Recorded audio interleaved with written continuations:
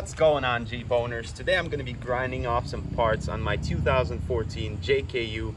The reason was me putting 33-inch tires on a stock Jeep, so now the tire rubs the bumper just a hair. So I'm going to cut the bumper off as much as I need. That way I can drive the Jeep until I get my new bumper. Let's get into it.